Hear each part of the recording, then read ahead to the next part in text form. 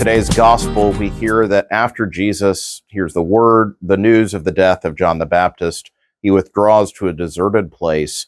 The crowds follow, and we get the episode now in today's gospel of the feeding of the 5,000, according to the Gospel of Matthew. We, of course, are just 8 days removed from hearing that account from the Gospel of John at Sunday Mass.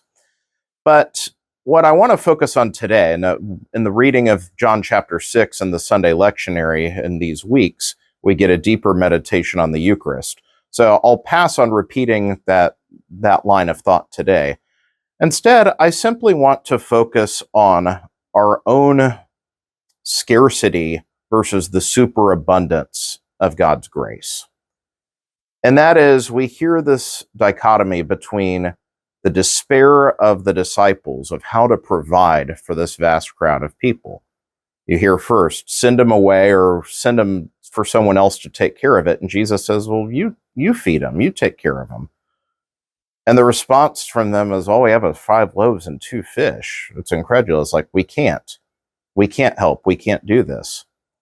And Jesus steps in and performs this great miracle and provides. It shows that he is not limited. In fact, what he asks, he provides for. Jesus wants to feed them, tells them to feed, they doubt, and so Jesus steps in, does this great miracle, and everyone is fed. Jesus is not limited by the appearance of 5 loaves and 2 fish. And so this is something that's important for us when it comes to putting our trust in divine providence. This is something that I know even in my own prayer and reflection of late has very much stuck with me, is so often we can focus on the lack, what's lacking. Here at the parish, as I talk about, and I mentioned in my homily 8 days ago, I often am faced with our scarcity of resources, of how to make everything work, how to pay the bills, do this and that. And so it's very easy just to fall into the negativity of what is lacking. And yet for Jesus, there is no lack. There is only for us the need to know what is our mission that we are given. Think back to the sending forth the disciples 2 by 2 and telling them to take nothing with them for the journey.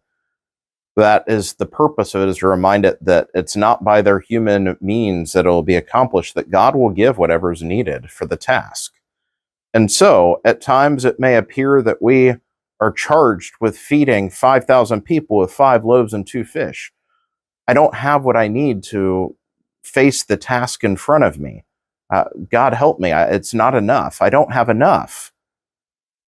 But for God, the answer is he is enough. God himself provides, I am enough for you. My grace is sufficient for you. And so this miracle is not only a Eucharistic one, but it is a sign of the superabundant, overflowing graces of God, whose heart is moved with pity for the needs of his people and never ceases to reach out to provide for us. And so let us not fall into despair.